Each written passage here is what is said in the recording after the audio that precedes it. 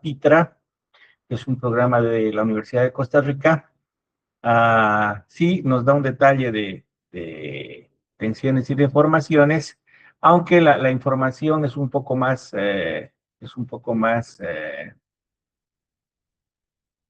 cruda, podríamos decir, porque está en unas tablas y no es tan visual como como la otra, y nos obliga un poco a entender el fenómeno de distribución de esfuerzos, a alguna nomenclatura o notación en relación a los esfuerzos y por qué se manejan de esa manera.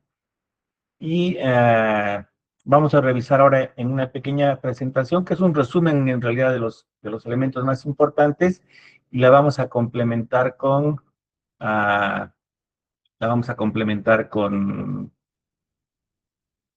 un texto del IMT que lo tienen ahí disponible, y con el otro software para que vayamos evaluando los resultados. Básicamente esa es nuestra agenda de trabajo para hoy. En algún momento vamos a mirar un poco los resultados del trabajo que han hecho y lo que han obtenido. Así que arrancamos de esa manera. No sé si alguien tiene alguna pregunta, algún comentario o ha tenido algún problema con la práctica y quiera comentarla antes de arrancar.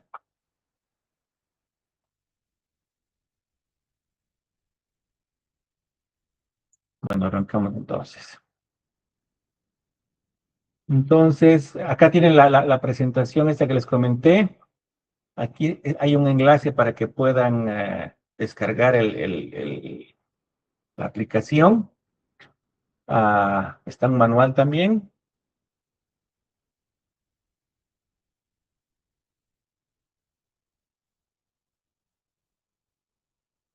Y está la dirección de la NAME, donde se puede realizar la descarga directamente del programa. Aquí.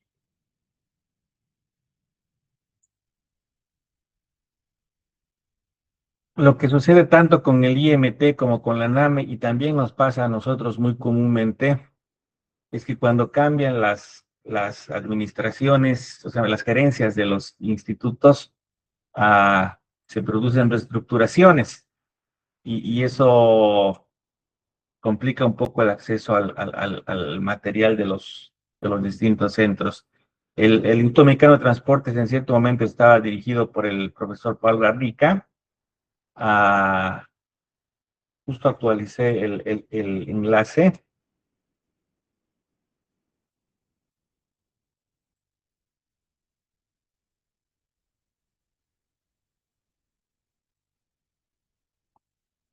Aquí en material de apoyo lo he dividido en dos: el acceso a cursos y seminarios en línea que hay en forma de videos, y los enlaces a los institutos a los que estaba haciendo referencia. Entonces, en el caso del Instituto Mexicano de Transportes, en las herramientas de ellos, aquí tienen la referencia al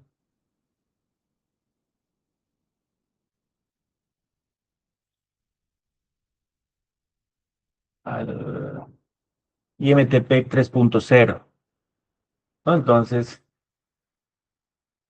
ahí ya está descargando directamente el instalador del programa. Es que alguno ha tenido problemas con los anteriores. Y ese instalador del 3.1 que yo les había proporcionado, era un programa piloto en el que estaba desarrollando una complementación al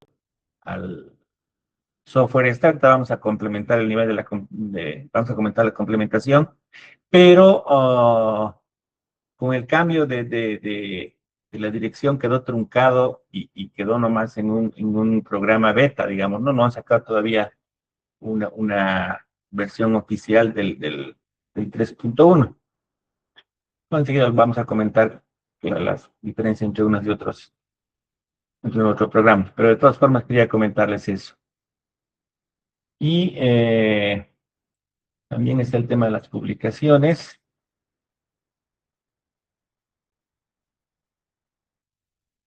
que los pueden encontrar aquí en el primer enlace directamente. Y en todas las publicaciones que estamos usando vienen de este de ese repositorio, ¿no? Que el otro día lo hemos revisado y que tiene información muy actualizada, vale la pena mirarlo. Inclusive los documentos que estamos manejando son un poco antiguos porque nuestra entrada a la metodología es un poco antigua y estamos viendo conceptos básicos, pero, por ejemplo, investigaciones respecto a uso de materiales de asfalto mejorado, tienen artículos amplios y lo mismo con relación a subrayantes estabilizadas, con cal principalmente, que se ha puesto muy de moda en México, pues igual se los recomiendo. Y con el tema del ANAME, que es el Laboratorio Nacional de Materiales y Estructuras de la Universidad de Costa Rica, aquí en productos y aplicaciones, hay varias aplicaciones en las que está el PITRA-PEP, que es el programa que vamos a utilizar ahora. PITRA era un programa de la ANAME precisamente sobre infraestructura y transportes, ¿no? No sé si lo han descontinuado, ah, pero tienen muy, muy, muy buen material también, ¿no?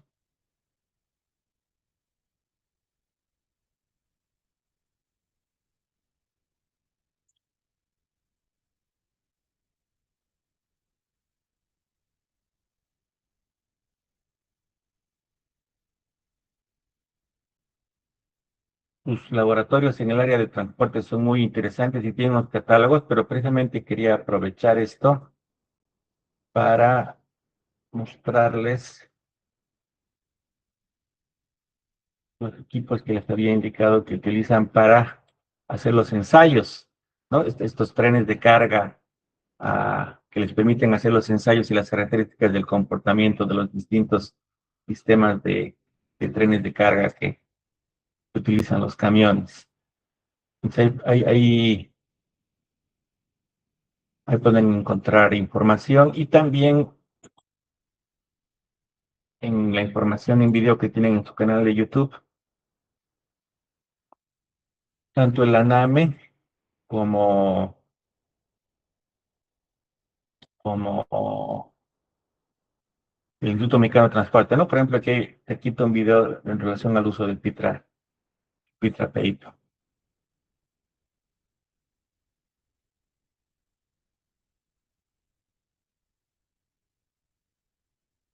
Entonces, si quieren, descárguenlo del repositorio o de la página de la Universidad de Costa Rica. Y a medida que vamos comentando algunas cosas, pueden irlo instalando el programa. No sé si alguien tiene alguna pregunta o algún comentario más respecto al material.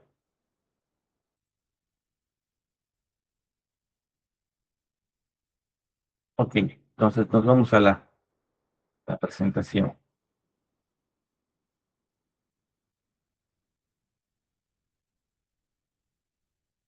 Voy a bajar mi cámara para concentrarme en la presentación, si no quedo mirando hacia otro lado.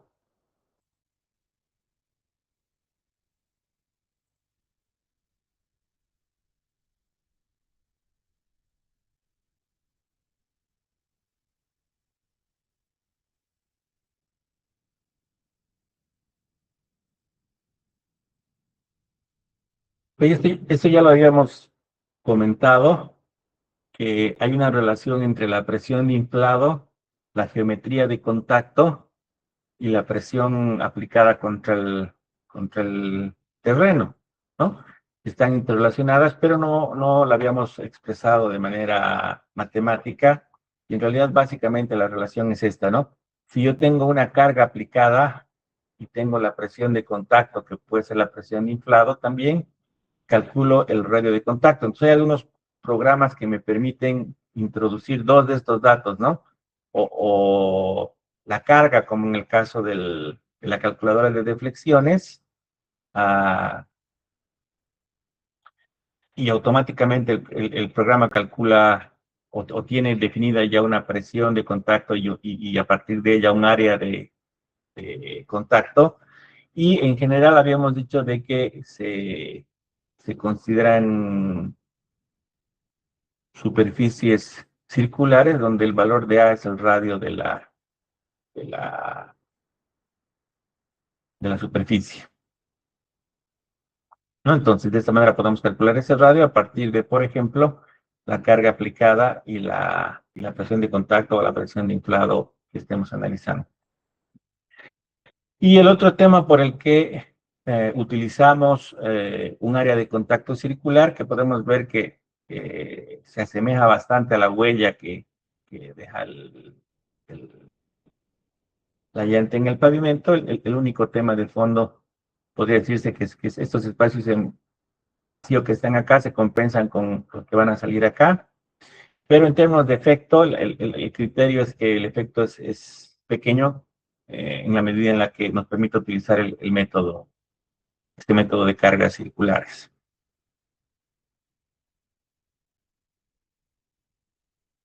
Entonces, en general, los distintos métodos que vamos a ver, que están basados en una carga circular, se toman de esa manera porque en la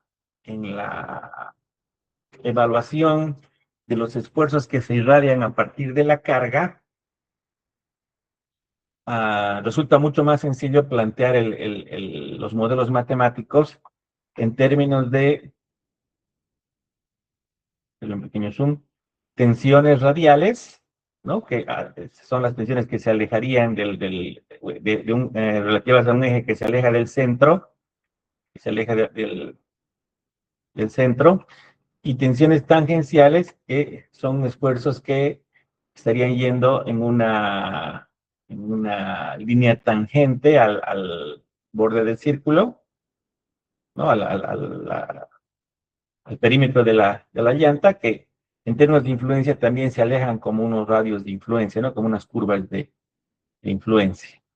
Entonces, de esa manera tendría los esfuerzos normales en las direcciones radiales y tangenciales que utilizo para facilitar el cálculo, pero que, como decíamos, esta pareja de tensiones que son perpendiculares también se puede transformar o asociar en la necesidad que ocasionalmente se tiene en un sistema de coordenadas X, Y, ¿no? Y adicionalmente tenemos las otras tensiones asociadas, como la tensión normal en Z, que sabemos que estas tres se influencian más allá del sistema de coordenadas que utilicemos, y las tensiones de corte que se pueden presentar, ¿no? En este caso, en el plano radial Z, que el esfuerzo cortante radial Z, RZ, está asociado al esfuerzo cortante ZR, ¿no? Y son iguales, como habíamos indicado en la definición.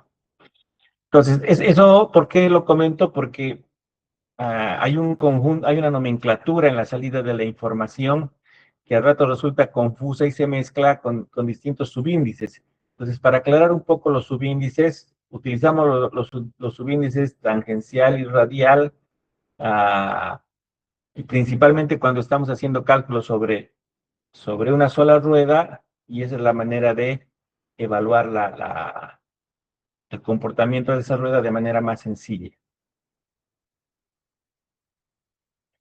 Aquí tendríamos la dirección radial, que es la que sale del centro y se constituye un radio, al igual que el radio de la superficie de contacto que estamos poniendo equivalente a la rueda. Y tangencial a esto en este plano, iría a la otra dirección de referencia y obviamente gira en torno a un círculo. Entonces, ¿qué es lo que pasa?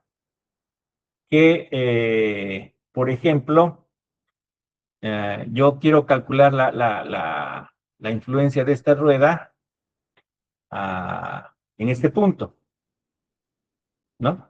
Entonces, de acuerdo a la metodología,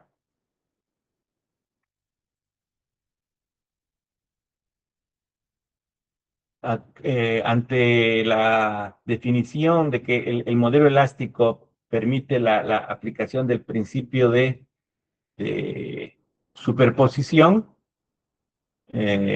yo voy a poder sumar las influencias, los efectos de cada rueda en un punto de control.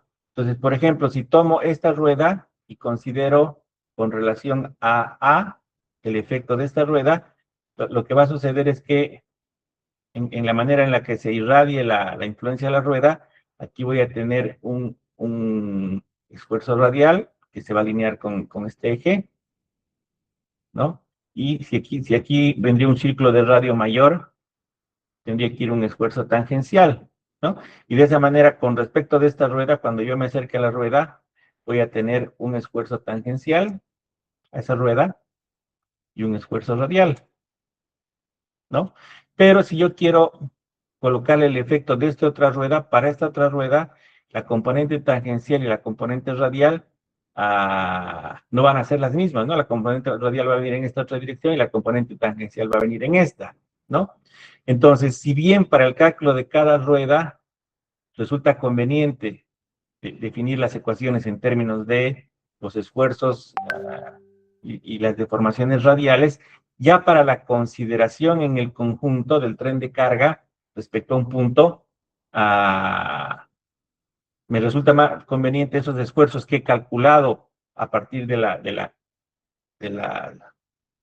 superficie circular que he utilizado para definir la influencia de la rueda, transformarlos a un sistema de coordenadas XY. O sea, calculo los valores a través de ese método, pero una vez que tengo los valores, los transformo en XY. Entonces, por ejemplo, en el plano, para esta consideración en un punto, este esfuerzo en X puede descomponerse a partir de el esfuerzo tangencial y el esfuerzo radial que vienen del efecto a la rueda, ¿no? Entonces llegan como esfuerzo radial y como esfuerzo tangencial y lo convierten en un valor de sigma X. Y lo mismo, ¿no? Con el tangencial y con el radial puedo convertirlo en un esfuerzo sigma Y. Y en profundidad siempre se está dando la afectación, porque también hay una variación en profundidad de estos esfuerzos tangenciales y radiales. Mientras más profundo es más pequeña la influencia. Entonces tengo que considerar también la participación o la acción del tau RZ, ¿no? Que llevándolo a la otra dirección se va a convertir en tau XZ o en tau YZ,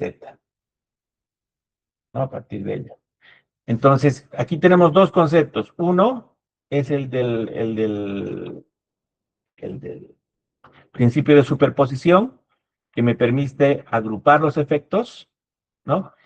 Dos es que la solución del análisis individual de la superficie de contacto es más conveniente en coordenadas radiales, pero que para su consideración ya un espacio más amplio donde integran varios elementos, los vamos sumando, los vamos acumulando, transformando previamente a sus coordenadas cartesianas. Entonces, ese es el primer elemento. Entonces, eso nos va a llevar a tener en la nomenclatura varias notaciones, ¿no? Entonces, tenemos que ser lo suficientemente cuidadosos como para que en cada caso separemos o podamos interpretar la tensión o la deformación asociada a la notación en la que se está presentando. ¿Tienen alguna pregunta con respecto a esos dos temas, tanto el principio de superposición como el tema de la transformación de los efectos? La transformación de las coordenadas, del sistema de coordenadas de los efectos. Ok. Entonces, eso planteado matemáticamente lo vemos en estas ecuaciones, ¿no? Donde podemos calcular el sigma X y el sigma Y en función del sigma R y del sigma T, el radial y el tangencial, asociado al ángulo alfa que se está presentando acá, ¿no? Que vendría a ser el ángulo entre la dirección X, en este caso del sistema de coordenadas, y la dirección radial, cuando estoy hablando de estas dos ruedas, digamos, ¿no? Que comparten la misma dirección radial en ese punto. Y para calcular el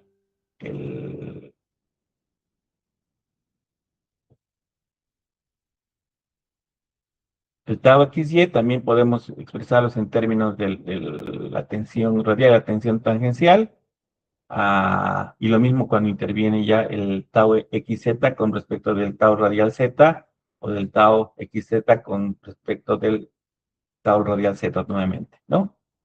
Entonces, eso nos permite tener todo el conjunto de esfuerzos, transformándolos. Ahora, si por ejemplo se diera la situación de que yo tendría una línea radial que está en esta dirección, ahí va a resultar que los esfuerzos en la dirección X coinciden con los esfuerzos radiales, ¿no? Y coinciden con X. Y si voy en la otra dirección, mis esfuerzos radiales van a estar a 90 grados del eje X o van a coincidir con el eje y se simplifica un poco el, el análisis, ¿no? Pero como manejamos sistemas como esto que está representando un eje tándem, a mejor dicho, un arreglo de ruedas tándem, tengo tengo que hacer esa consideración de la transformación de coordenadas. Entonces, estos procesos de alguna manera, los programas como los que estamos usando ya los realizan de manera automática, no se ven de manera explícita, los resuelven a través de funciones o macros que están desarrollados en las aplicaciones o código de programación, pero son parte del procedimiento de cálculo. Y lo mismo para la consideración de las deformaciones, ¿no? En este caso, por ejemplo, se está obteniendo deformaciones tangenciales, componiendo las deformaciones en X y en Y, y la distorsión tangencial XY.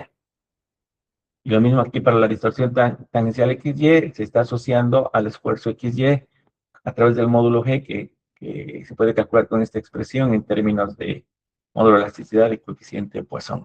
Solo para tener referencia a las ecuaciones de esta transformación. Normalmente estos valores de seno y coseno se convierten en una matriz de transformación y en un lado ponemos el tensor de esfuerzos en el sistema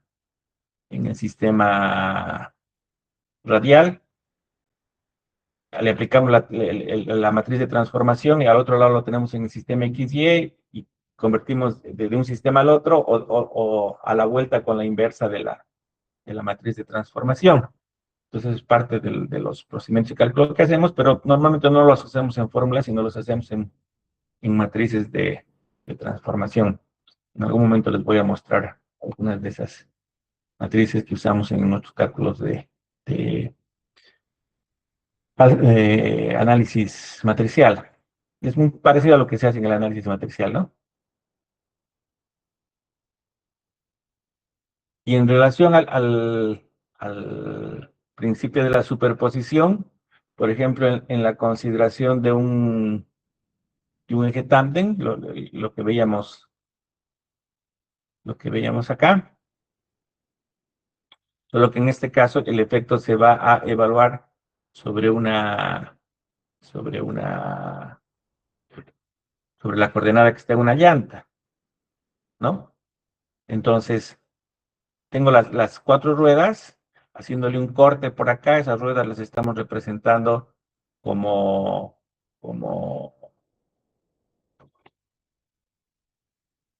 como círculos que presionan contra el terreno. Aquí se ven dos de los círculos, ¿no? Y a partir de ahí evaluamos el efecto. Entonces, por ejemplo, en el criterio de superposición, para calcular el efecto en el punto A de las cuatro ruedas, voy a tener que calcular el efecto de la rueda A sobre su eje, ¿no? Sobre su eje que pasa por el centro, su eje Z que pasa por el centro, ¿no? La rueda B va a tener un efecto a una cierta distancia. Entonces, a este efecto que está teniendo la rueda A, que es obviamente el más importante, le sumo el efecto de la rueda B. Luego le sumo el efecto de la rueda C. Entonces, para llevar este efecto, por ejemplo, aquí es simplemente la distancia que hay entre B y C. Sin embargo, para llevar el efecto de C al punto, tengo que ir por el radio R, que vamos a ver en las distintas ecuaciones, el radio R minúscula. Y aquí el radio va a ser la distancia entre llantas, ¿no? Entonces, viendo un poco la geometría, como la influencia depende de la distancia y todos tienen la misma carga, esta va a ser la que tenga mayor influencia, esta va a ser la siguiente que tenga influencia, esta va a ser la siguiente y esta va a ser la que menos influencia tenga en relación a este punto A, ¿no? Si hiciera, que es uno de los análisis que hemos hecho. Y lo mismo puedo hacerlo con relación al punto medio que hemos calculado o al punto central que hemos calculado.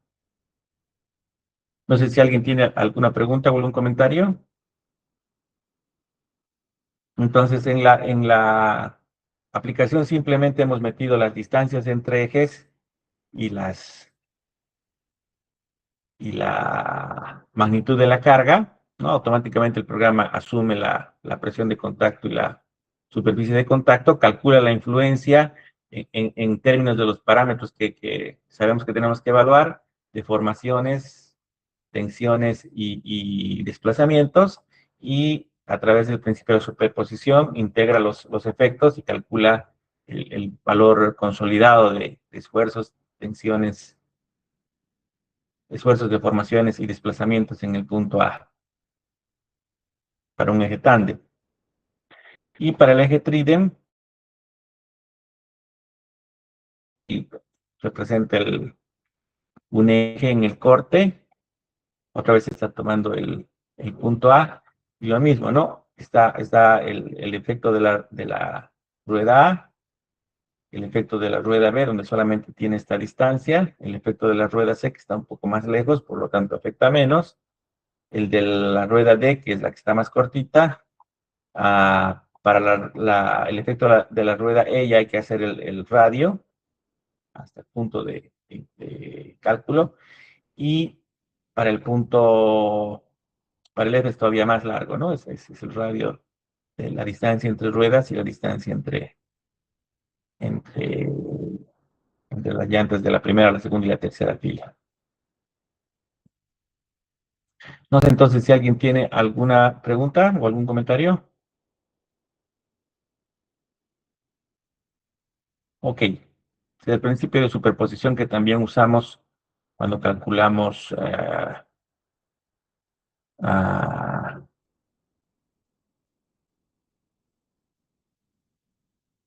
la influencia de cargas de fundaciones que están en contacto con el terreno que tienen formas irregulares, ¿no? Dividimos la forma irregular en formas regulares y calculamos el efecto de cada forma y lo vamos acumulando. Eso nos permite la consideración de la elasticidad en el material, ¿no?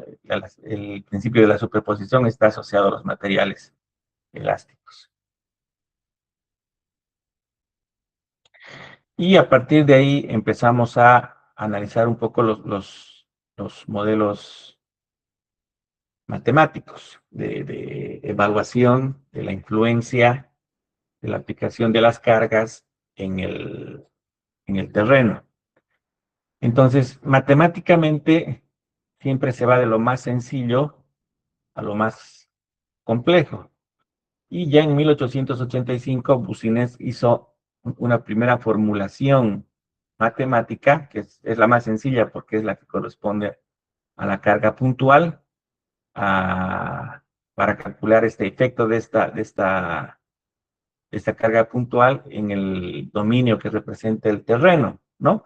Y aunque aquí la representación es bidimensional, si yo hago girar sobre este eje 360 grados esta rebanada, básicamente estoy haciendo una representación tridimensional del fenómeno, ¿no? En el caso de la carga puntual, al igual que en el caso de la carga circular, eh, el arreglo en coordenadas cilíndricas, en este caso, circulares en XY o sea, circulares en el plano XY y cilíndrica y Z en el plano vertical, en la dirección vertical, me facilita mucho el análisis. Y nuevamente aquí vemos que está definida la tensión tangencial, la tensión radial y la tensión en Z. Y para definir el punto de la ubicación del punto a donde voy a hacer el análisis, tengo la R minúscula como el radio sobre el plano, en este caso radial tangencial o XY, y luego a esta la compongo con la dirección, con la altura para tener el R mayúscula, que vendría a ser la distancia, es el punto de análisis, tanto en plano como en profundidad. Entonces, aquí a partir del teorema de Pitágoras tenemos las expresiones para para R, en función de R minúscula y Z, y el coseno del ángulo que define la relación entre Z, la profundidad, y R, la hipotenusa, ¿no?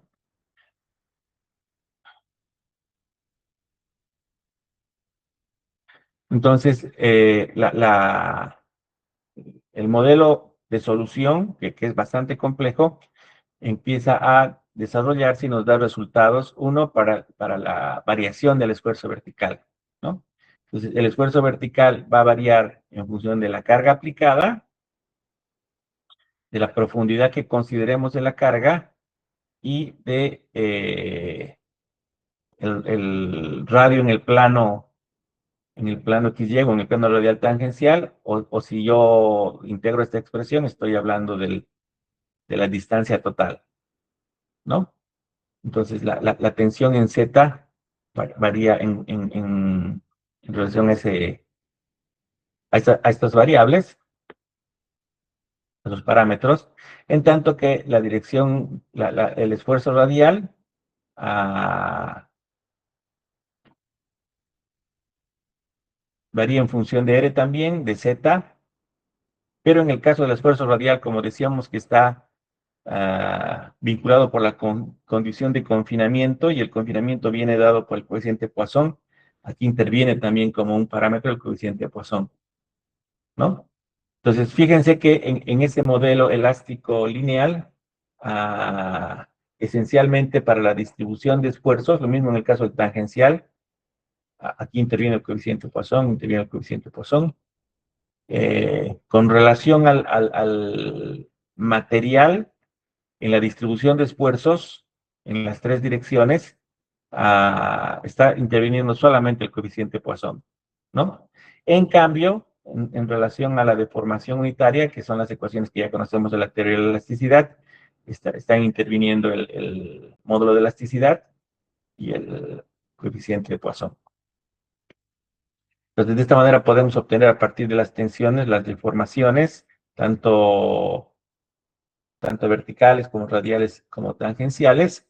Y una vez que tenemos estas expresiones, usando estas ecuaciones, podemos transformarlas a las coordenadas X y Y en función de los ángulos que tengamos con respecto al punto de análisis cuando vayamos a integrarlo en algún análisis global,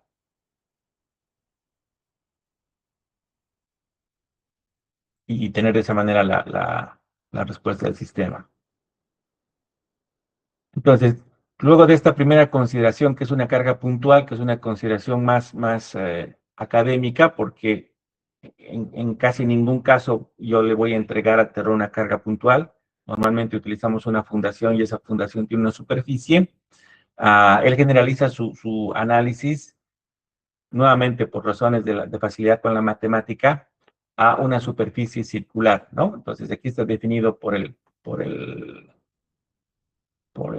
radio A, pero si llevamos esto a un plano en el espacio, estaríamos analizando el efecto de una carga que está desarrollada con una superficie circular, aunque está aquí representada en corte. Aquí estamos presentando un corte por acá más o menos, que le hace ver un rectangulito, en realidad es una superficie circular y está caracterizada por su radio A. Entonces estamos haciendo el análisis en el espacio, aunque la representación está en dos dimensiones. Ah, y aquí se presenta la solución matemática, ah, que ya se da de- de manera un poco más compleja, ¿no? De todas formas, igual arrancamos de la presión de contacto, tenemos la intervención de Z y la intervención de A para para el, para el caso de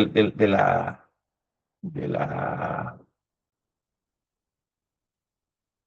influencia sobre el punto central, ¿no? Sobre el eje, sobre este eje. En el caso del esfuerzo radial también interviene el coeficiente Poisson.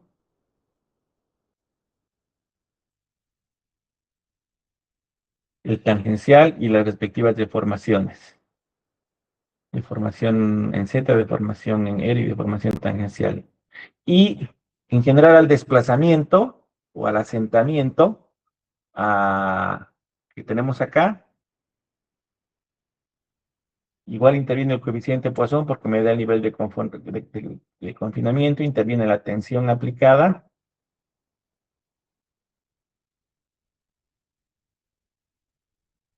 Y todos estos análisis, Buciner los plantea asumiendo de que todo el dominio tiene un solo módulo de elasticidad.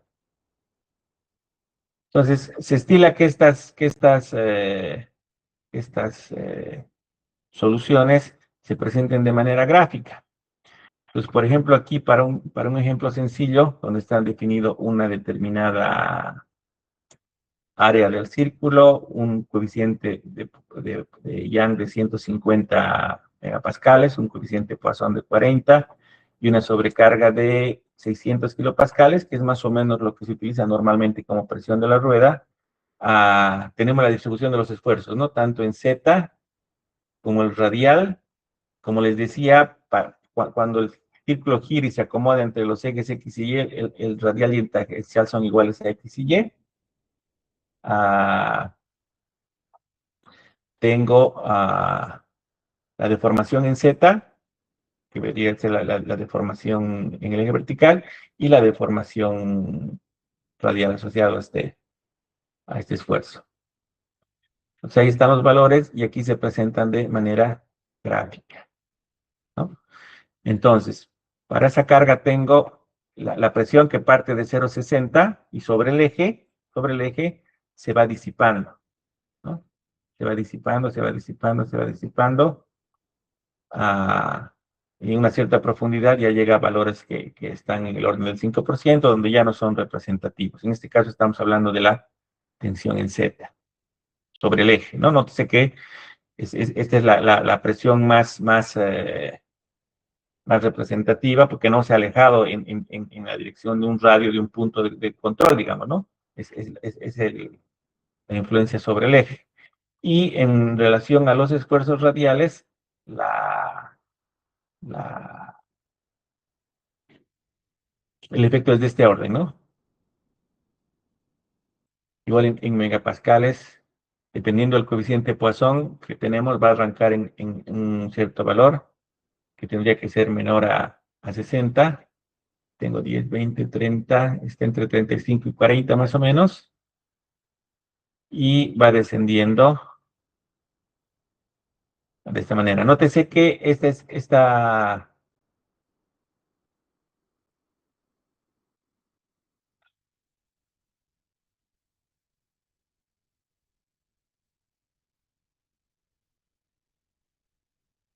pues, en megapascales hasta uno que son 1000 megapascales. Y de 1000 megapascales, que parte de 0,6. Si la escala está correcta. Y en relación a las deformaciones, tengo la deformación vertical y tengo la deformación radial, ¿no? Entonces, ahí tenemos todo el conjunto de respuesta. En el caso del programa que utilizábamos ayer, nos hemos concentrado en estas dos deformaciones que tienen que ver con el proceso de verificación, ¿no? En el caso del pavimento o del ET, porque coinciden para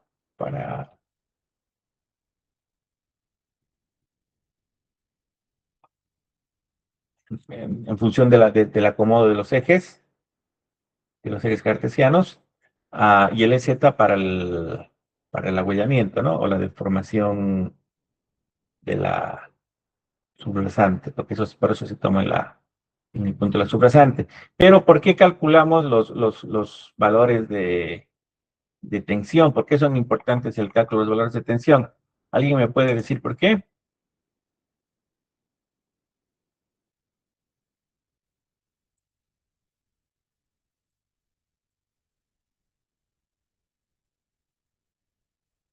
¿Por qué también tenemos que calcular los valores de tensión?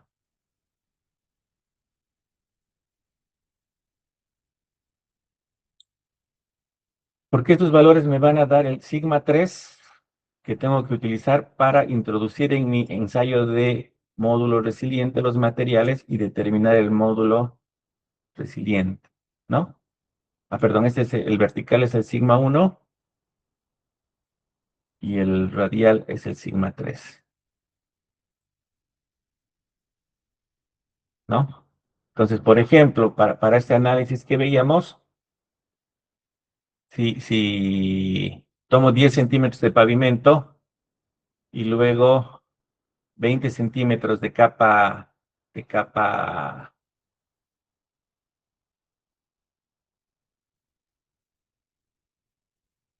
base, en esa capa base, aquí en el medio, voy a tener este esfuerzo, que es de 0,2, 4, 5, 2, entonces sería 0,22, 220, 220 kilopascales, ¿no? Estoy en megapascales, recorro 3 la coma, 3 espacios la coma y tengo 220 kilopascales como esfuerzo, ¿no? Entonces aquí tengo 220 pascales, ¿no? Y lo mismo para el confinamiento, en esa misma posición, 10, 20, estoy acá.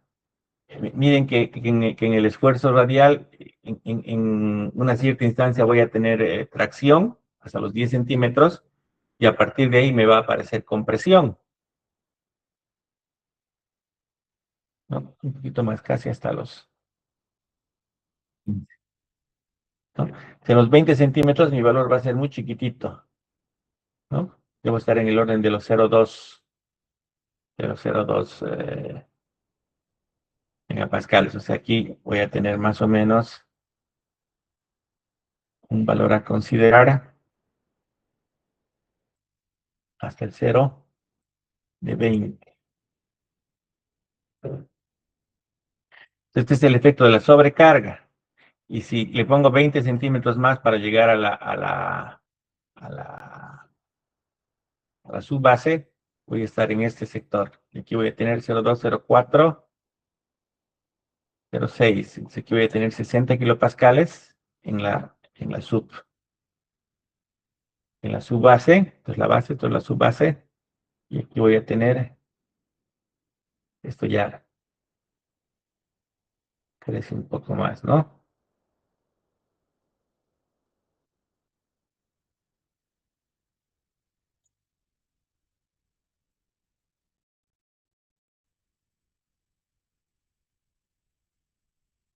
Espero. 4, 6, 8, 10. Un megapascal son 1000. Entonces, de 20, que era casi nada aquí en el confinamiento, me estoy subiendo a 1000. Independientemente de que si tomo en cuenta,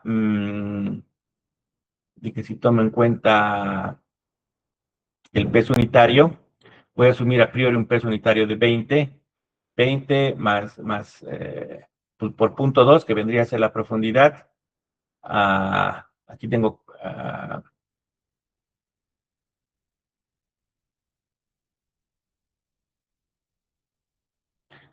20 por punto 2, voy a tener 4, influye muy poquito. Y aquí 20 por punto 4, voy a tener 8. O sea que cuando yo introduzca el análisis para ver sigma 1, sigma 2 y sigma 3 la consideración del triaxial, voy a tener que entrar aquí con 224 y aquí con 68 para el esfuerzo vertical. Esto lo tengo que convertir a través de K, que le vamos a poner un K de 0,5 en esfuerzo horizontal. Entonces, en esfuerzo horizontal, esto se va a convertir en 2 y en 4, asumiendo un K sub 0 de 0,5.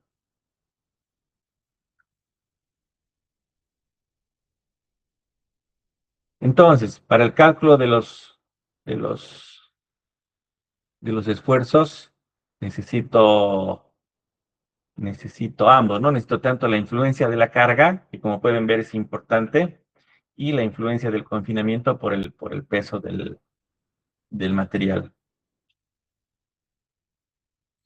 ¿Tienen alguna pregunta o algún comentario?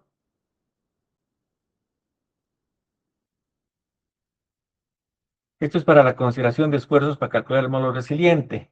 Y en la consideración de los mecanismos de falla, el material por su peso se asienta, pero ya tiene un asentamiento que ya está producido. Entonces, para el efecto de la carga del asfalto, solamente toma en cuenta el efecto de esta carga y ya no los asentamientos producidos por la presión del material, que sí toma en cuenta al momento de analizar los esfuerzos, ¿no? Entonces, por eso les decía que en en geotecnia hay que ser muy cuidadoso con el manejo de los esfuerzos y de las deformaciones. Entonces, básicamente este es el caso más sencillo y en el análisis es, es muy limitado porque obviamente tiene un solo módulo de elasticidad, es una sola capa para todo, no me permite distinguir las distintas capas de los materiales. Entonces, es bastante limitado, pero para darnos cuenta, para definir las variables es bastante interesante. Y aunque es el caso más sencillo, ah, justo aquí, perdón, este es el documento que se denomina Teoría para calcular esfuerzos y deformaciones y deflexiones en pavimentos flexibles, enfoque mecanicista. De aquí han salido las gráficas que estamos utilizando ahora. Y como les digo, solo he querido tomar en la presentación, porque si no me iba a tocar copiar todo el texto, las gráficas que necesitaba para explicar los conceptos. Y mayor referencia para los cálculos, los resultados y algunos ejemplos, los van a encontrar directamente en el texto, si es que quieren entrar con un poquito más de profundidad. Pero en este momento quería hacer referencia a que aquí, por ejemplo, en el anexo, nos presenta la solución matemática del método multicapa de Burmeister, y lo formula matemáticamente. Entonces, aquí está el desarrollo de la matemática, y en la formulación de las ecuaciones diferenciales está utilizando operadores diferenciales. Y para la solución como tal, utiliza la función de Bessel y algunas transformaciones de variables. Y a partir de esta formulación matemática, arriba la solución. En algunos casos se presenta en términos de algunas ecuaciones, y en otros casos se presenta en términos de soluciones tabuladas, ¿no? Aquí presenta el análisis general, por ejemplo, y luego lo reduce a Boussinesq considerando una sola capa, pero están dadas ahí las soluciones. Y como les decía, en algún caso estas soluciones se presentan en forma de ecuaciones que las podemos sistematizar en tablas, o sea, las podemos sistematizar en cálculos, en hojas de cálculo o en planillas como el MATLAB o el MATLAB, y en otras presentaciones de soluciones de distintos métodos que toman algunas suposiciones, como por ejemplo calcular módulos equivalentes o alturas equivalentes, las presentan de manera tabulada, ¿no? Donde nos presentan relaciones como, por ejemplo, profundidad versus eh, el radio de la rueda, o el radio, la distancia al punto respecto al radio de la rueda, y calculando estos valores podemos entrar con un factor de influencia, que normalmente se multiplica contra el esfuerzo aplicado, ¿no?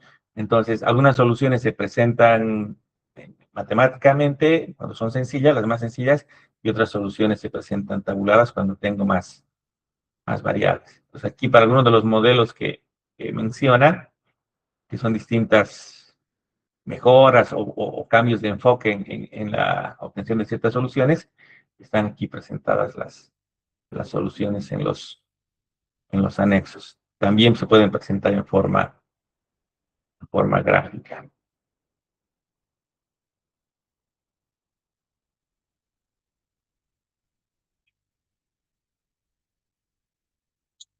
Ok, entonces volviendo a la presentación. Entonces tengo la necesidad de evaluar los valores de una manera más general, considerando la posibilidad de introducir más capas, ¿no? Entonces, a lo largo del, del tiempo, porque pueden ver que estas formulaciones iniciales son bastante antiguas, 1885, y las que siguen del 48, del 42, o del 60, o del 70, o del 80, han ido incrementando los casos y las situaciones. Por ejemplo, en algún caso se hacía la pregunta de por qué no considerar la forma no circular de la rueda, sino una forma rectangular. Entonces, normalmente cuando tengo una fórmula rectangular, matemáticamente, esto va a tener una relación, voy a colocar unas expresiones generales, ¿no? De B por H, una geometría, se puede poner longitud versus ancho, ¿no? Lo ponemos así, longitud L y ancho B. Y normalmente calculamos con respecto de una esquina el modelo de cálculo. Y cuando queremos calcular en el centro, incorporamos 4 rectángulos por superposición, aplicando el mismo principio de superposición. Los valores están calculados para la esquina, pero cuando queremos calcular el centro o cualquier punto dentro del cuadrado o fuera del cuadrado, le aplicamos el principio de superposición. Y como esto normalmente se maneja en coordenadas X y Y, es mucho más complejo. Entonces, este tipo de análisis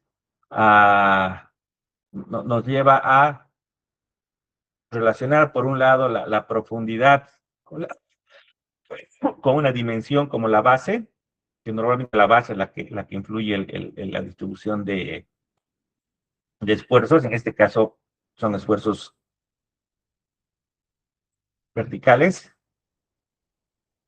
Y por otro lado, estos valores n regulan la relación entre la base y la longitud, ¿no? Entonces, eso nos lleva a una primera evaluación,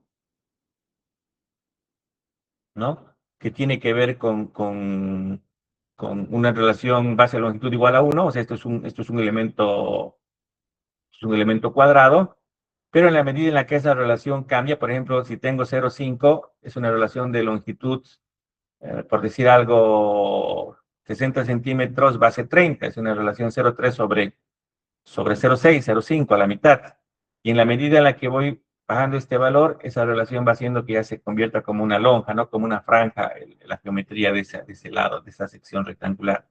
Entonces, vemos que tengo este efecto cuando es cuadrado, y esto es un factor de influencia. Este valor hay que multiplicárselo a la presión, ¿no? Y aquí básicamente me está presentando el factor de influencia, y esa influencia va a ir bajando en la medida en la que la geometría de la, de la fundación cambie, ¿no? O en este caso de la superficie de contacto, ¿no? Como aquí bien indica, estos esquemas se utilizan más para cimentaciones que para pavimentos, donde normalmente trabajamos con huellas circulares, pero pues, Padum propone un análisis para una huella de pavimento rectangular, ¿no?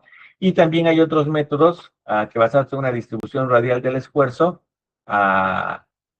intentan de manera gráfica obtener la influencia para distintas cargas con distintas formas en ciertos puntos, ¿no? Como el método de las curvas de influencia de Newmark, que también las hemos visto en el análisis de fundaciones. De todas formas, todo esto sigue siendo monocapa, ¿no? Entonces nos presenta esa limitación, que para el caso de los pavimentos es grave, porque el sistema multicapa de los pavimentos tiene nomás relaciones importantes de inercia entre las capas y hay una influencia por esa diferencia entre inercia, ¿no?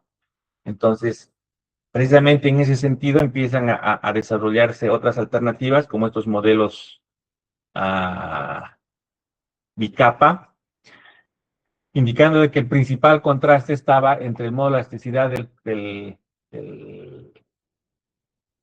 del concreto asfáltico y el módulo de elasticidad de los materiales granulares, ¿no? Este módulo habíamos dicho que varía más o menos, tal vez valga la pena presentar aquí como referencia,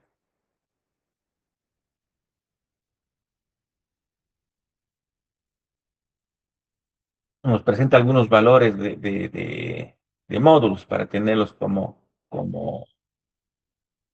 dato inicial. Entonces, un asfalto convencional, habíamos hablado de 3.000 megapascales, un asfalto modificado de 5.000 y materiales estabilizados de alguna manera tienen aquí módulos representativos, ¿no? En este caso, por ejemplo, si considero una carpeta asfáltica, voy a tener 5.000 modificada, 3.000 sin modificar. Por la antigüedad de los métodos, digamos que hablemos de 3.000. Y en base, estamos hablando de 300 y en subrasante de 220, que es una muy buena subrasante. Normalmente las subrasantes alcanzan como mucho 100 megapascales.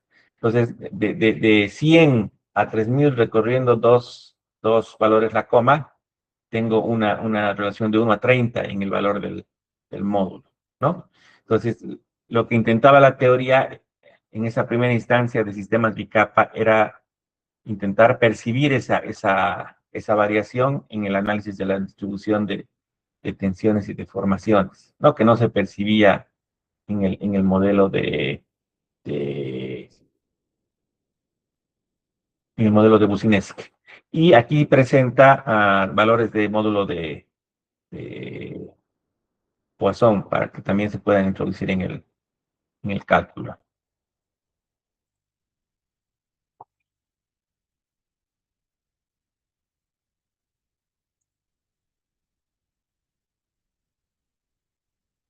Entonces, partiendo de que voy a tener un valor de E1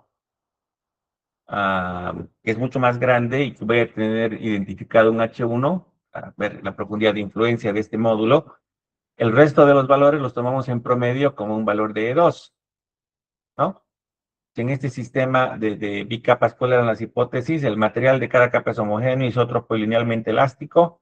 La primera capa tiene un espesor finito, o sea, tiene una dimensión. Las capas se extienden infinitamente en la dirección horizontal. Hay un pequeño error de tipografía. Las capas se caracterizan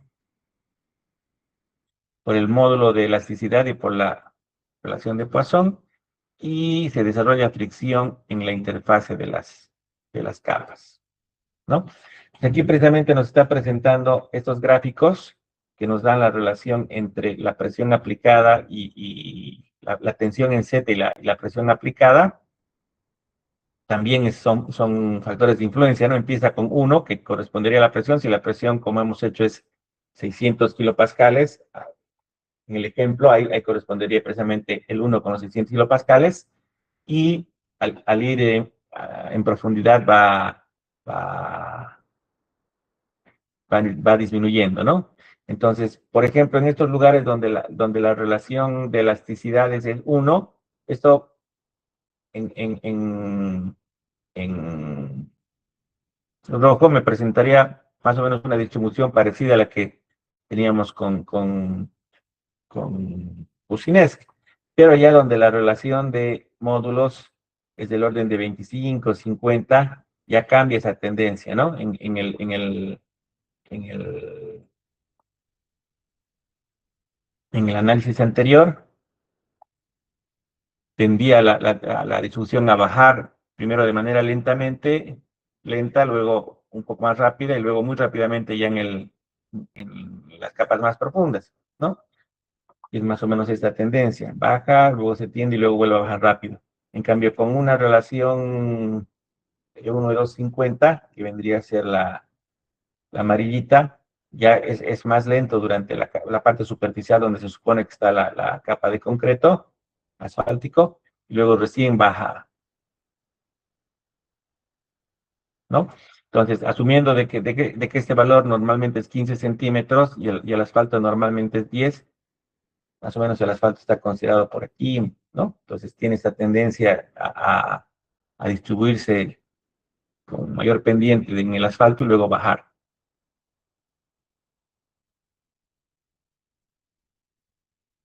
Lo mismo para el análisis de deflexión, también basado en la relación entre la elasticidad de la capa de arriba y la capa de abajo, ¿no? Esta tendría que ser la deflexión,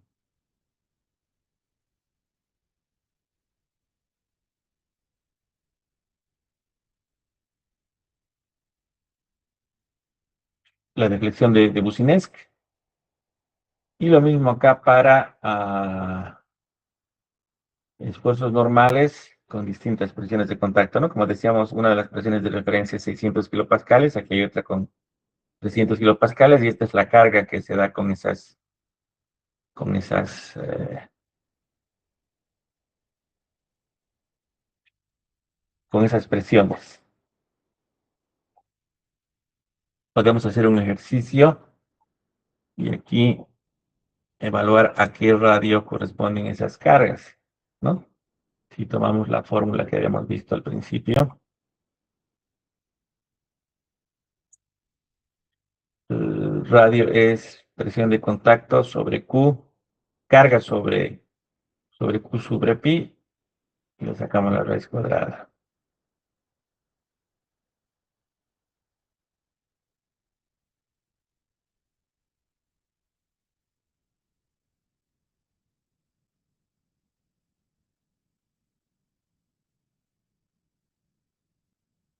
Estamos considerando esto está en kilonewtons y en kilopascales. ¿Cuál es compatible? Entonces diría 42.2 entre 600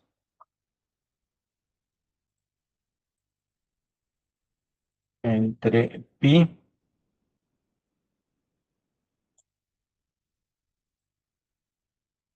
y a ese valor voy a sacarle la raíz cuadrada.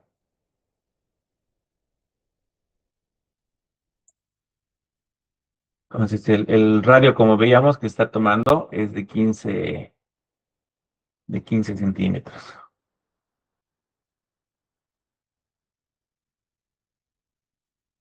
Y estamos hablando de cargas de 4 toneladas y 2 toneladas, ¿no?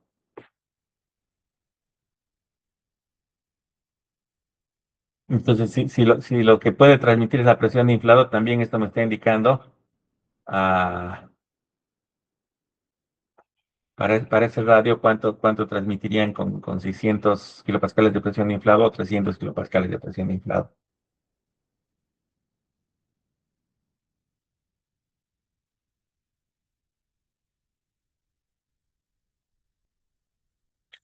Bueno, y obviamente en la medida que evolucionan las teorías, siempre el deseo es mejorar la aproximación, ¿no? O sea, poder tomar en cuenta mayor cantidad de módulos.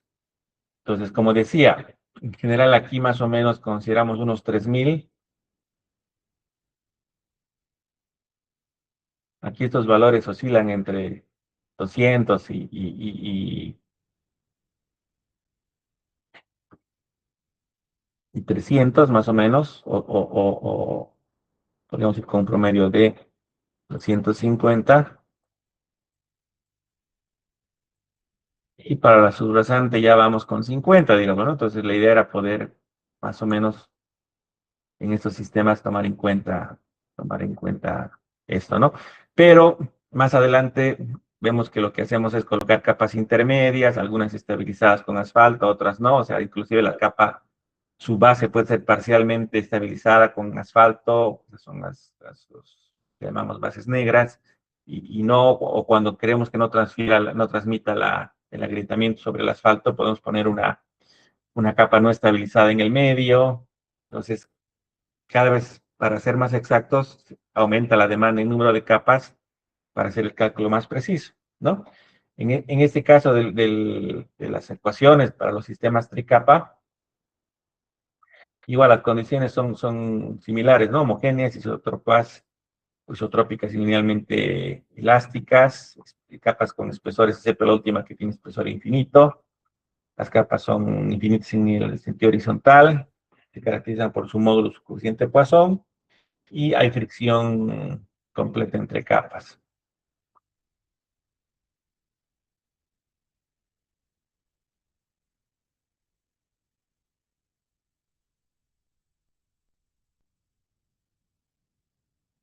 En general, los conceptos o los métodos tienen que ver con valores equivalentes, ¿no?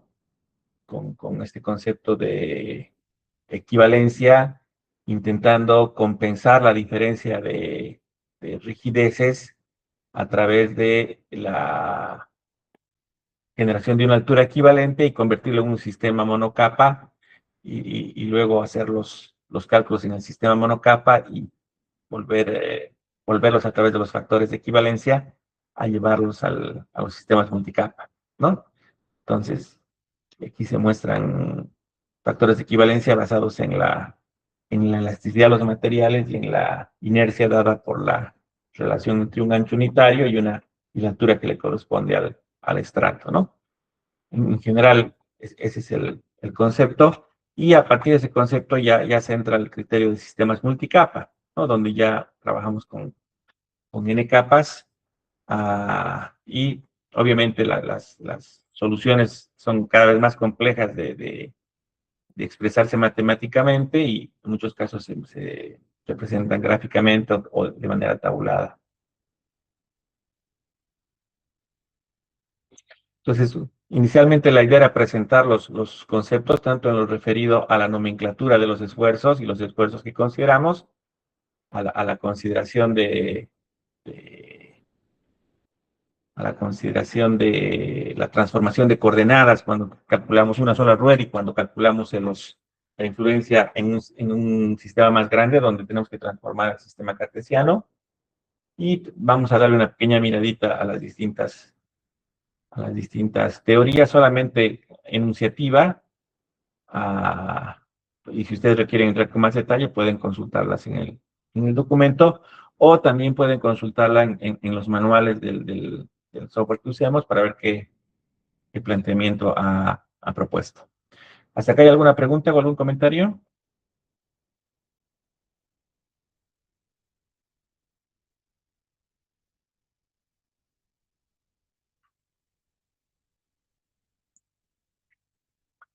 Ok. Entonces, volviendo al documento está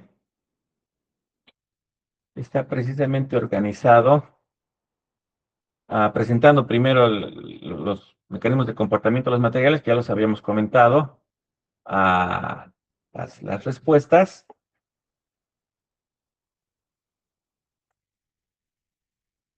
Aunque nosotros la siguiente semana vamos a hablar con bastante detalle del módulo resiliente, por eso es que no he querido jalar ningún material. Aquí precisamente me muestra la dependencia de los módulos resilientes del el esfuerzo desviador en el caso de los materiales ah, granulares o el tensor de esfuerzos en el caso el invariante en el caso de los materiales gruesos, basados en unos coeficientes K en una ecuación exponencial que se puede presentar de acuerdo al tipo de material o una ecuación conjunta, pero básicamente la idea tenía que ver con la definición de los parámetros, ¿no? De reflejar la importancia del estado de esfuerzos para el cálculo del módulo siguiente, como hemos comentado. Y aquí hay algunas recomendaciones que hay de estas constantes. Y en este cuadro hace una evaluación de los distintos valores que vamos calculando y cómo influyen en la respuesta del pavimento, ¿no? Por ejemplo, en el caso de la deflexión máxima, que actúa sobre todo el pavimento, me ayuda en la evaluación de la fatiga y la deformación permanente, ¿no? Que es el mecanismo de fallo deterioro, ¿no? En el caso de la deflexión, la evaluación del módulo elástico para el retrocálculo. El retrocálculo es la obtención de módulos a partir de la medición de deflexiones.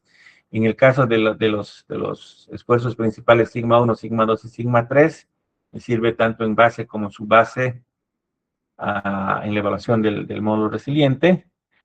Sigma X, sigma Y, que indistintamente dependiendo del sistema de coordenadas pueden ser sigma T o sigma R, que es el esfuerzo horizontal, en la evaluación de la mezcla asfáltica en caliente, que en inglés tiene esta denominación HMA, que es muy común, que la van a encontrar, para bases estabilizadas con asfalto o base negra, que habíamos comentado hace un momento, la base tratada con asfalto como ATB, y para la base tratada con cemento, el CTB. Entonces, aquí nos indica que esa caracterización de esfuerzos nos permite evaluar el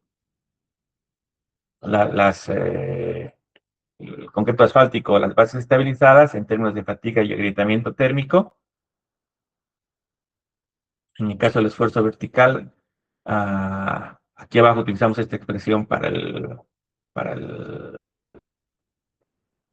el contacto entre la capa subbase y la subrasante, que ya habíamos indicado que esto afecta el comportamiento del pavimento en la deformación permanente o ahuellamiento, la deformación vertical bajo el mismo concepto, la deformación vertical en la subrasante bajo el mismo concepto, y la deformación horizontal para fatiga y agrietamiento, ¿no? Entonces, un pequeño resumen de dónde utilizamos los distintos valores que vamos a ir evaluando, tanto de tensión como de deformación. Ahí muestra los valores para distintos tipos de asfalto. Y en la caracterización en campo,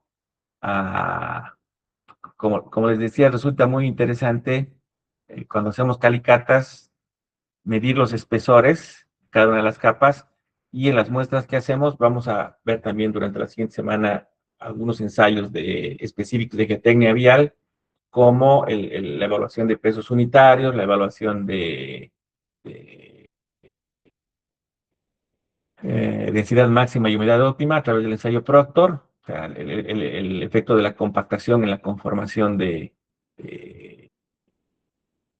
materiales que se van a usar para terraplén, el ensayo CBR como medida de la resistencia que se usaba como concepto inicial de evaluación de la resistencia del paquete estructural, y también el uso de métodos geofísicos como los ensayos de deflexión ligera y pesada, que también requieren de esta información, como lo había comentado en la clase de producción. Esto lo hemos visto con detalle, al igual que el comportamiento de los materiales. Esto lo hemos comentado, ya hablo un poco de la metodología de diseño, la metodología empírica mecanicista,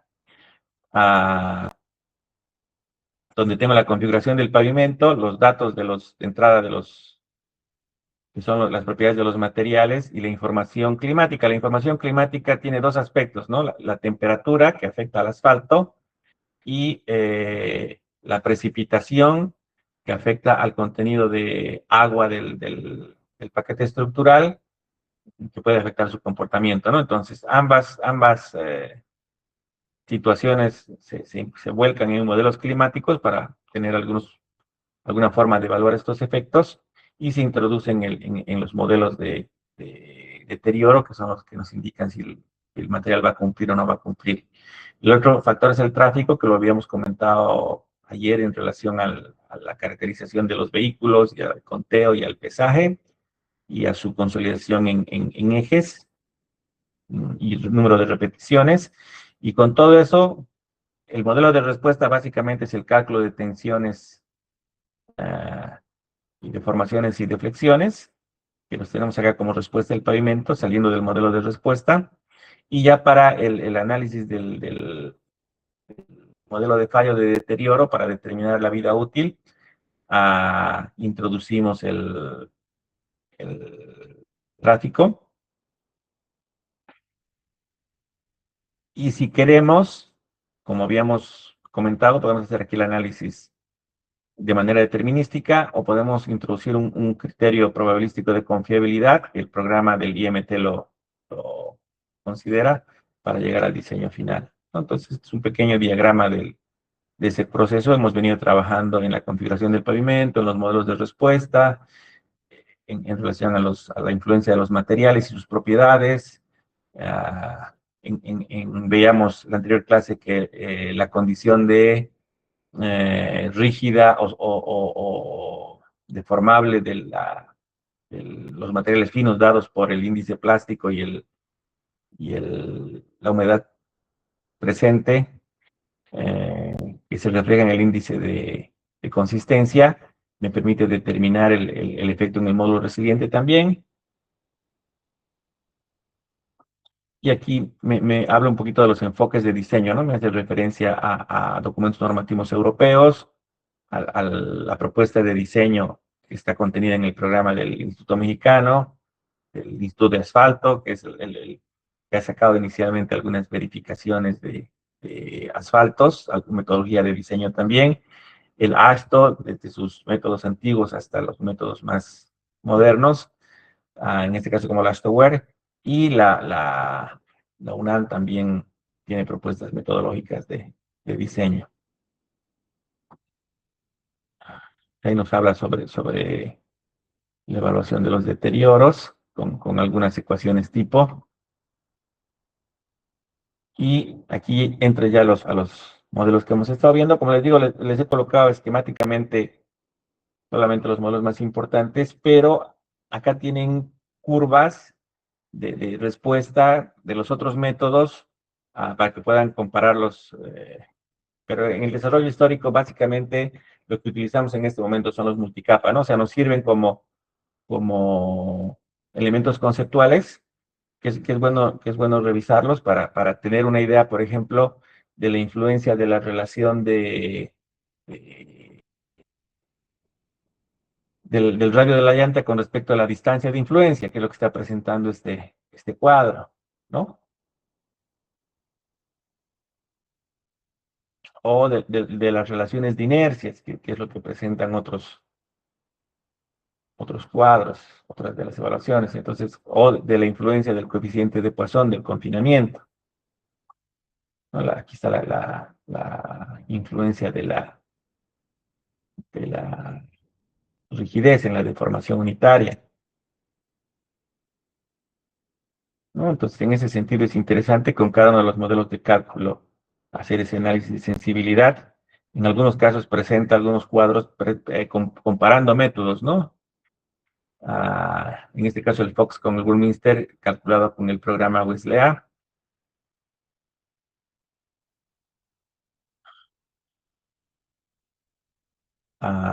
Wang es uno de los investigadores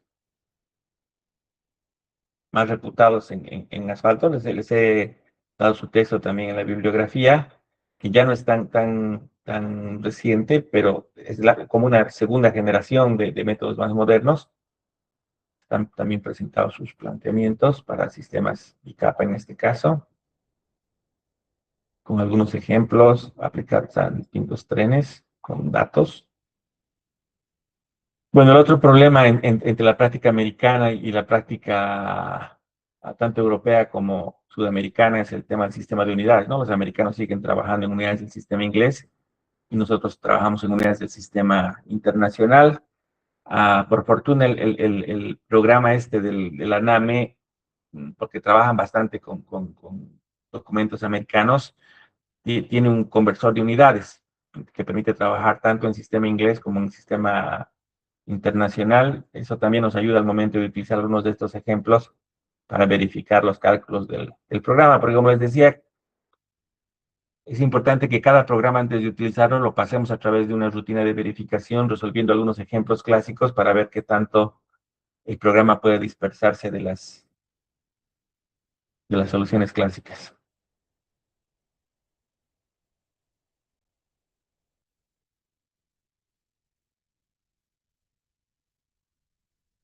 Tienen algunos planteamientos capa y multicapa ya, ¿no? Relaciones de módulo de elasticidad. El de BES, que creo que es este el que utiliza actualmente el programa del IMT.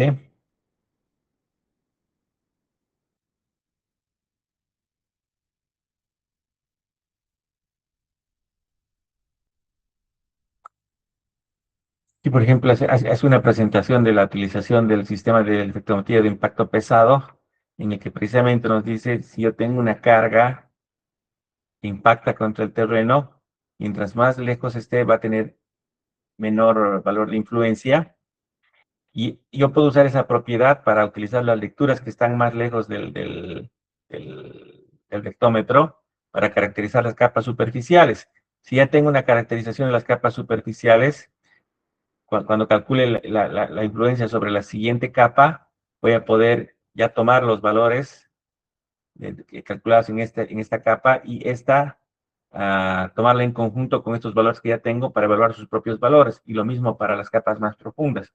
Entonces, la idea de tener un arreglo de sensores que se distancian del punto de aplicación de la carga precisamente es poder analizar la capa más, o sea, la consideración de mayor cantidad de capas en el eje de la carga y en los otros ejes donde están los sensores, ir tomando los comportamientos consolidados, ¿no? Desde un punto hacia las capas más superficiales, y en el que está más lejos ya la capa más superficial. Es un poco esa es la idea.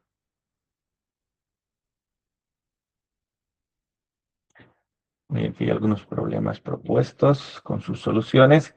Y aquí habla un poquito sobre los programas, que les decía que el problema que tienen es que son bastante antiguos, que no son tan amigables, como el Bizarre. Aquí también se hace referencia al LSIM 5, al Luslea, que es el que he utilizado para resolver algunos ejemplos. Muchos de estos programas ya no están disponibles, o si son disponibles, son disponibles para Windows XP, por ejemplo, y nos forzan a instalar un emulador de XP.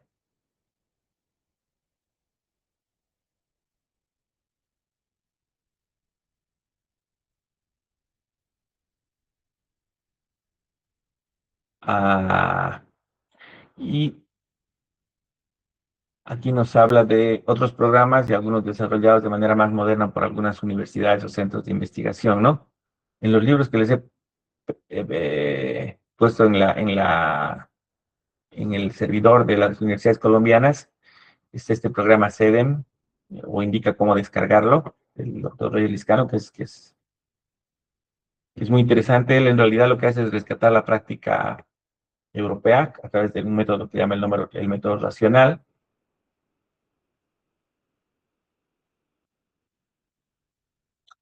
Y aquí nos habla un poco sobre las limitaciones de los programas elásticos multicapa en general. Vamos a comentar un poco estas limitaciones. Nos dice: la teoría elástica multicapa supone que todos los materiales responden linealmente sobre cualquier rango de esfuerzo, con excepción del programa Ken-Layer, que puede introducir probablemente algunos comportamientos que no son elásticos, que son plásticos. La teoría elástica multicapa supone que la respuesta del material no es viscosa. Sin embargo, en las capas asfálticas sí se tiene una respuesta viscosa. Eso también es cierto. Al final se trabajan con un solo valor de E, que lo intentamos ajustar lo más posible a la influencia que puede tener la temperatura, la velocidad de los vehículos, pero siempre tenemos esa limitación, que al final es un solo valor de E, que aunque sea lo más representativo posible, no engloba todo el comportamiento real en un rango de variables que puede influir, ¿no? Ya sea temperatura, ya sea velocidad de circulación, pues es otro tema que tomamos. Voy a recordar, dice: la teoría elástica multicapa supone que toda la deformación es recuperable. En realidad, los materiales de pavimentación requieren una gran cantidad de tiempo para recuperar completamente la deformación, y queda alguna deformación plástica después de cada carga. Entonces, la teoría viscoelástica lineal puede usarse para predecir la deformación permanente en sistemas de pavimento. Esa es otra limitación que ya le hemos comentado. Las propiedades de materiales de capa son homogéneas, isotrópicas y sin peso. Sin embargo, las propiedades de materiales en capas, suelos y pigmentación son anisotrópicas y varían tanto vertical como horizontalmente. Al final, aunque el programa tiene un capítulo donde hace una apreciación muy limitada de la utilización de los elementos finitos, la voy a comentar más adelante. Lo cierto es que el desarrollo brutal que han tenido los elementos finitos en la incorporación de modelos eh, elastoclásticos con endurecimiento, con ablandamiento, viscoplásticos, incorporan el creep, la fluencia en el tiempo, que pueden incorporar cargas dinámicas también, ah, han mejorado sustancialmente, digamos, ¿no? Entonces, si yo agarro un programa por elementos finitos y lo utilizo con los modelos elásticos lineales de elementos finitos, ahí por la forma probablemente y por la complejidad del cálculo en el tema numérico, me, me, me genere suciedad en los resultados finales. Y como él indica aquí en esta otra parte donde hace una evaluación del uso de elementos finitos, su evaluación es limitada porque está haciendo una evaluación contra los modelos antiguos, ¿no? No modelos con modelos de comportamiento más complejo. Pero yo he escuchado repetir esto mucho, defendiendo el uso de los programas basados en teorías multicapa, ah, y no llega a ser totalmente cierto lo que se dice, ¿no? Hace esta consideración del uso de los elementos finitos. Dice, el método de elemento finito es la división del modelo a ser analizado en cuerpos discretos o elementos finitos a los cuales se le define propiedades mecánicas y térmicas. Este funciona por medio de la interacción de cuatro partes principales: la discretización, o sea, la malla, la formulación de las ecuaciones, la matriz de rigidez correspondiente y la resolución del campo de esfuerzos y deformaciones en los diferentes puntos del cuerpo, ¿no? Entonces, esto es evidente y si lo voy a utilizar con modelos elásticos lineales, puede resultar muy pesado y muy dificultoso utilizar una malla tridimensional y los resultados a través de los métodos implicados pueden ser hasta mejores.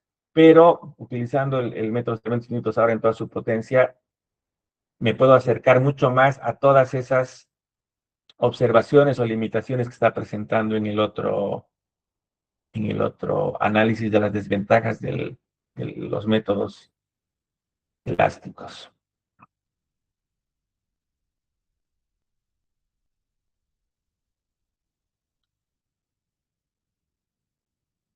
Y finalmente, para cerrar el uso del manual, aquí simplemente nuevamente presentar en el cálculo de los invariantes, por ejemplo, los tres esfuerzos que representan el efecto de la carga y esta expresión que representa el efecto del peso de los materiales, ¿no? Lo mismo que hacíamos al principio con curvas, gráficamente aquí se expresa matemáticamente.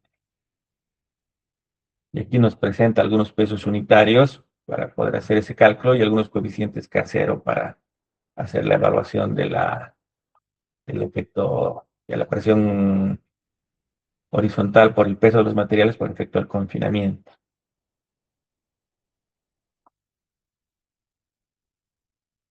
Y nos indica cómo podemos obtenerlos dentro de la metodología de cálculo, ¿no?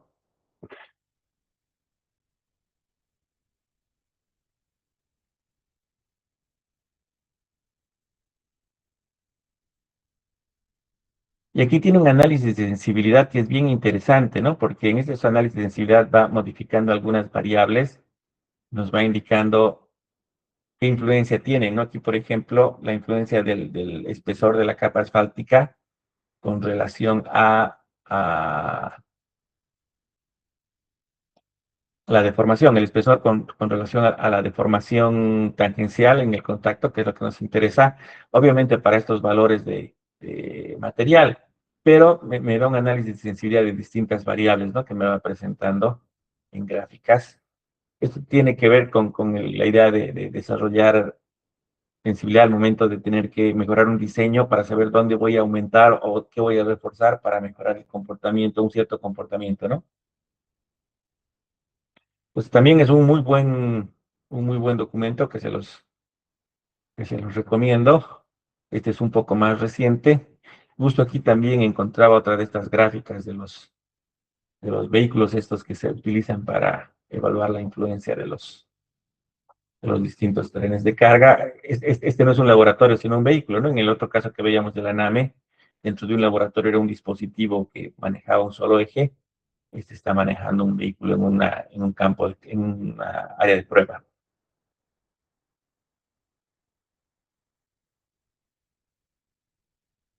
Ok, entonces con eso cerramos la presentación, hacemos unos 10 minutitos de descanso y volvemos ya al otro programa. ¿Tiene alguien alguna pregunta o algún comentario?